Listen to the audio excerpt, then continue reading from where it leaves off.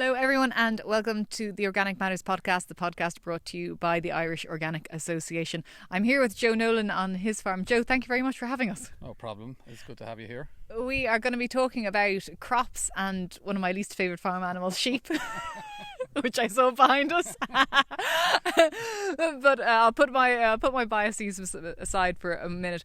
We are looking out onto beautiful, lush Carlow farmland. It's gorgeous here. What are you growing? At the moment we have oats and combi. So we sent about just over 100 tonnes to Flahavens this year for oats, and over 30 tonnes of seed oats went to gold crop. Okay. And then we had 40 acres of combi crop, so about 40 tonne of that is still in the shed here, and the other 40 went to an organic dairy farmer.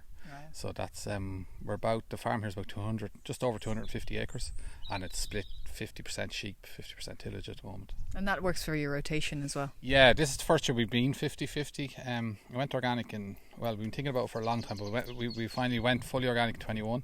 So we're full symbol a couple of years. So we've been before we went organic, I was all sheep, as I see you smiling. So we would run nearly 1,000 ewes outdoor lambing system. So the ewe numbers have dropped to about just under 400, and same outdoor lambing system. So it's nice for the rotation with the sheep and the crops. And then I think this is the first year where we're really starting to put a rotation in place. So were you relatively new to tillage then? No, the farm, my father traditionally would have been a tillage farmer. Sheep here were as a consequence of the beet. Okay. So we would have had a big beet contract. Yeah. So sheep were always here, but it was mainly because we had beet. So sheep and beet kind of went hand in hand. There was a documentary about that not so long ago on RT. It was very interesting in terms of, how tied up Irish farmers were in beet, and then kind of it was devastation as well. Yeah, then entering what was the EEC and losing the beet licenses because it didn't need sugar and so like even the yard behind you here was built in the 70s specifically for loading beet. Yeah. So that's why it's kind of a weird shape for bringing trailers and lorries in and this would have been piled high with beet when I was young. But the hardship in harvesting beet. Yeah, I don't miss it. Loads of people in the area always say they miss it. I don't miss it. People forget the time of the year that it was harvested at, I think, and it was really September to February, and I think the best crack we had was holding on to the back of the trailers going into school on the bikes. But no, I don't miss it, I have to say. But so we're back. I grew up with tillage, so it's not new to me. I came home a while ago, over 20 years ago, and I was working as well full time, so I kind of focused on one thing, and the sheep is what I focused on. So, and as well as that, conventional tillage is a difficult game to make money at. So I focused on sheep. I always had the interest going back to mixed farming, so that was part of the decision of going organic. Did you have any preconceived ideas of what organic tillage would be like compared to conventional tillage? Were you worried about yields, or was anyone trying to put you off? Yeah, not particularly. The land here is very good, right? Like I do host different walks and stuff, and I always make that kind of declaration if people aren't from this area, like I would have grown up with a father, not that he held back fertilizer, but we would have been very careful with fertilizer here. Like crops would go down quick, and even this year, like I don't give the crops any of the dung or anything here. I have very little dung anyhow, but the crops get no extra, and I was kind of wondering, was that a bad decision? But this year when we went in, a lot of the oats still went down. So like we did 2 tonne in oats here this year. Wow. So now that's between different, some fields didn't, some fields did, it was mixed, but on average we did about 2 tonne in oats. So is it the husky variety for Flahavens? Yeah, the Flahavens was husky, and actually some in the shed I've kept that was left over from the last lorry load, and Enya was the seed. The Enya oats did very well. Okay. Very well, but it's very field dependent as well. So like one of our husky fields got a little bit dirty, whereas the field that's actually in front of us, we thought we got a bit of BVD in it, and we thought that was going to be poor, and that was probably the best field of the lot. That did over 2 tonne. So. And as an organic tillage farmer, I mean, what's the biggest learning for you so far?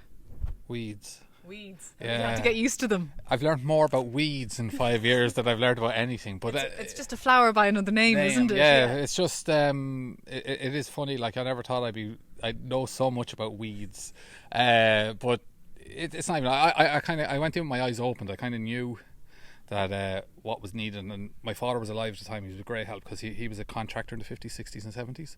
So he saw fertilizer and sprays come in. So under some grass with clover, all those little tricks he knew.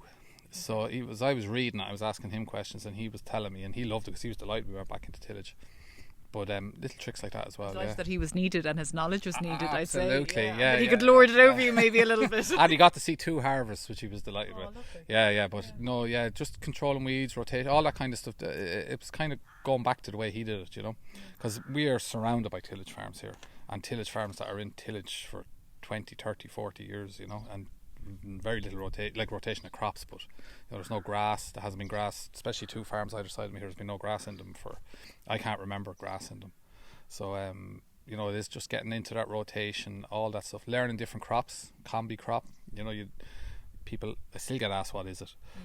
Tell people what it is, just for the so, podcast. Well, there. I suppose not combi. So we grow wheat, or we grow barley, oats, and peas here together as a mixed crop. We've messed around with it since we started doing it. I guess the first couple of years we did barley and pea. I got a bit concerned on the weed side, so then we moved into barley, oats and peas. And last year, in the bad year, we thought the mixed crop just got taken over a little by the oats. So I'm in the Grow Organics here. So with one of the guys in the Grow Organics came up with a new mix this year where we had a little bit more barley, a little bit less oats, and the same amount of pea, and it did very well. And it definitely controlled the weeds, a little bit of oats, and it's good.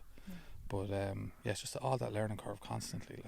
We'll stroll down to the farmyard because there's beautiful old farm buildings, and there's an interesting history before the podcast started that you're telling me about. Was it your great grandfather who originally bought the place? Yeah, he bought it in the late 1800s. He had been in the States for over 20 years and came home. Wow.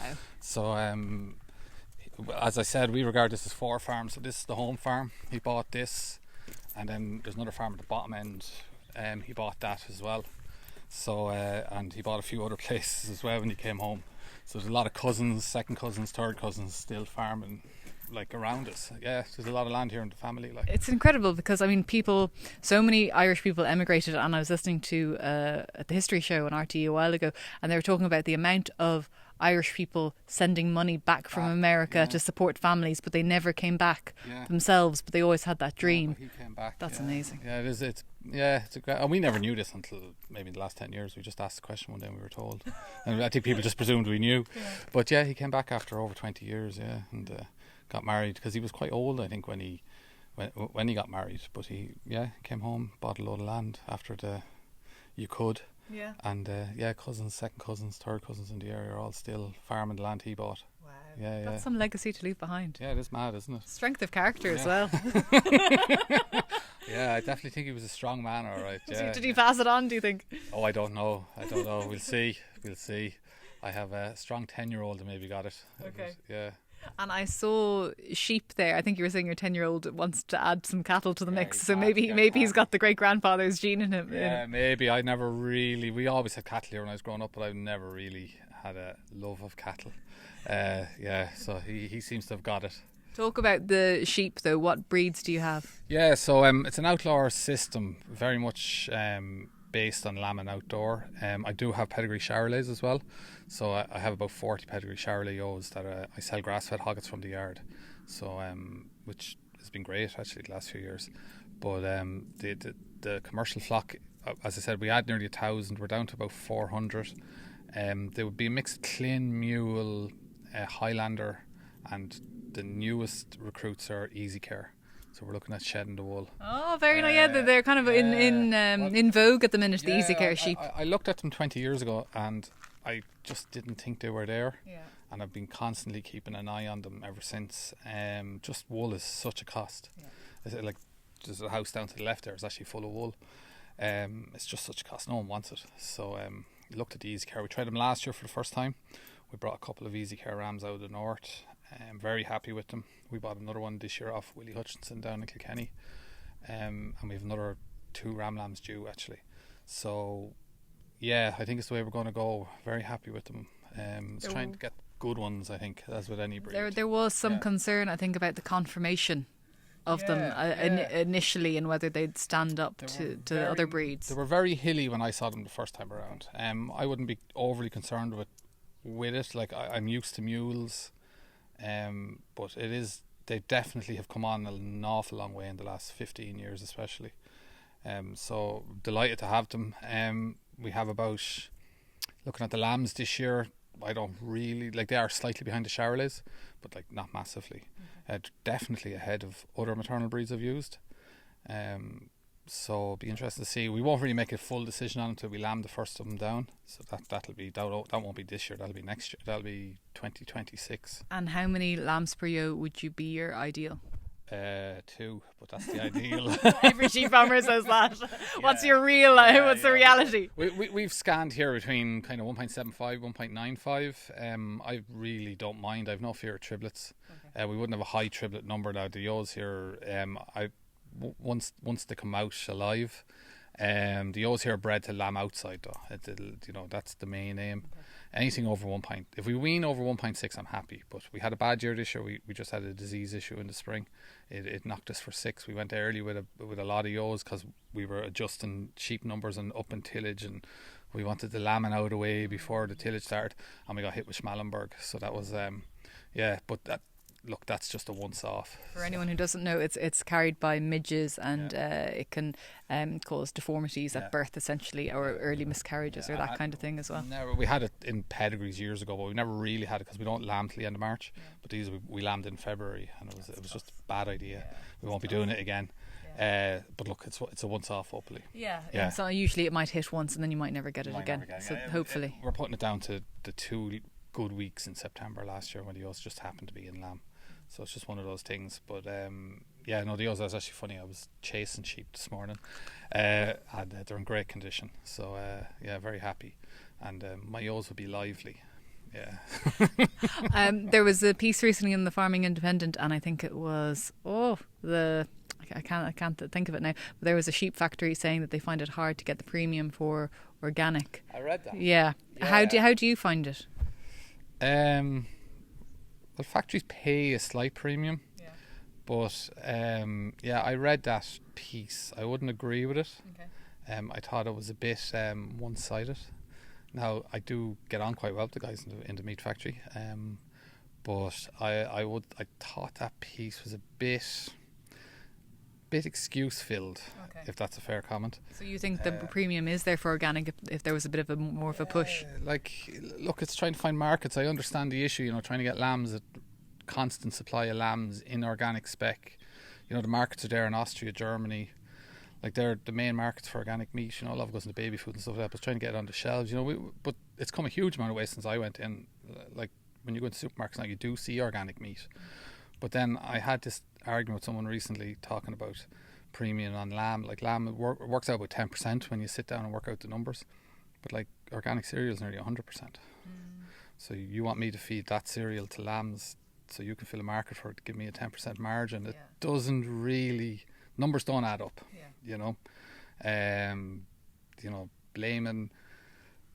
Blaming people buying food as the reason is not a good reason. You need to hunt your markets. You need to find your premium. It's been done in the tillage side. People are willing to go off and spend twice what to buy the porridge in the morning. People are buying the organic porridge. That's twice the price of the standard porridge. So I think it is a little bit excuse ridden. It does work in other markets. So blaming, and look, meat's a premium product, but it probably was too cheap for too long. So now it's come back. It is expensive to produce lamb. It is expensive to produce beef. You have to pay for what it costs. So people need to kind of understand that. And I think the retailers and the factories blaming the cost of organic lamb is a little bit light, especially when it works on the tillage side. And it does work on the tillage side. Well, I was going to say the economics of your farm now compared to a few years ago, because like you said, it's 50-50 now, whereas before it would have been 100% sheep.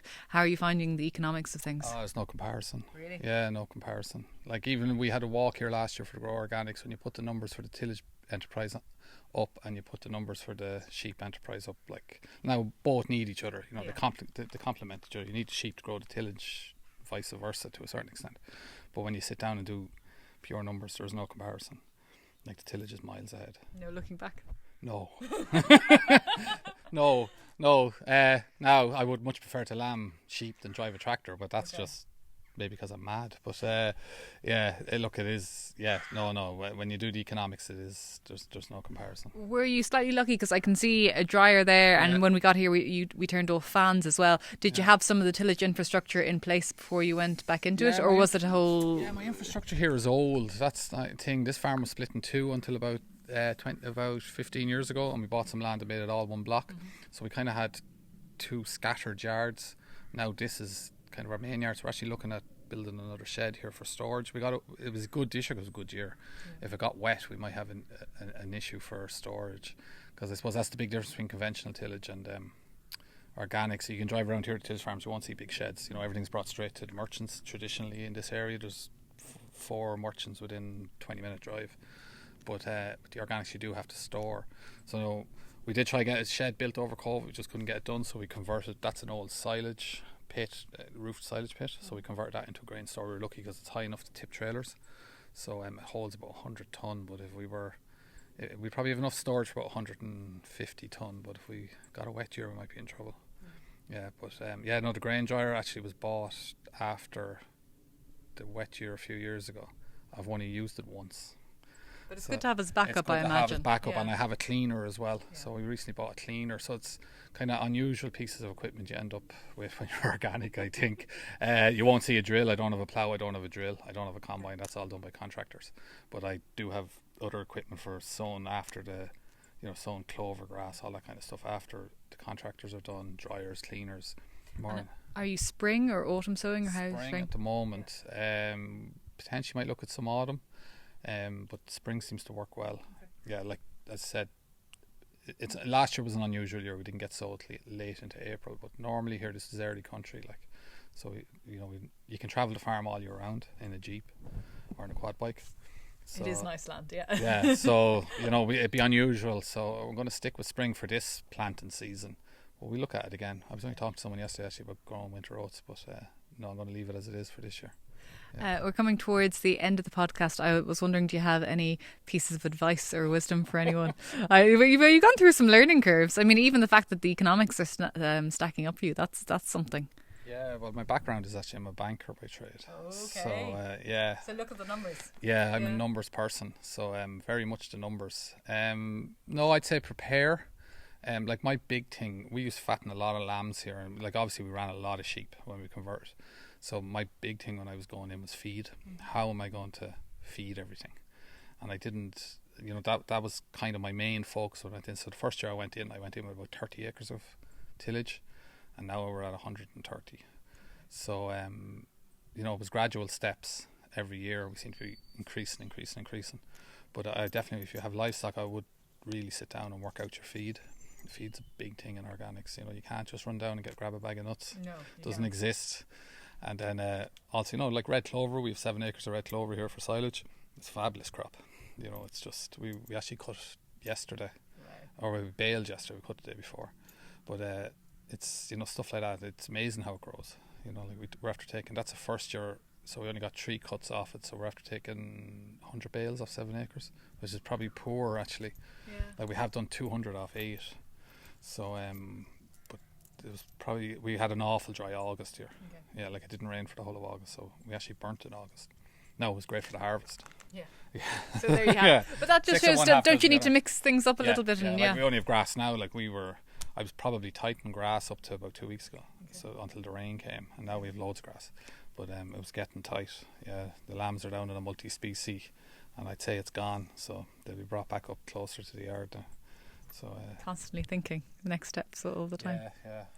You better give yourself a plug as well, because you sell direct to farmers the feed. So what do you have on offer, and where can they find it? Yeah, so I have some combi there. I don't as I said, I sold half. It goes to dairy farmers, so there's about 40 tonne of oats, barley, pea there. So probably we'll sell some of that.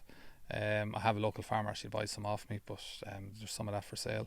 And as I said, I sell grass fed Charolais hoggets. So there's one left, I think, or 2. Get them quick. Yeah, so I normally have a habit of putting some aside for myself, and I did it this year, and then I realised I don't have as many ewes as I used to have. So so I've been doing that for 20 years, the Charolais. And they work well in organics actually, and I love them outdoors, just so easy lambed. So that's it really. That's great. Well, Joe, thank you very much for that. For anyone listening, you've been listening to Organic Matters, the podcast brought to you by the Irish Organic Association. For more on organics, you can go to www.irishorganicassociation.ie. We'll have another podcast in 2 weeks' time. And for me, Hannah Quinn-Mulligan, thank you very much for listening.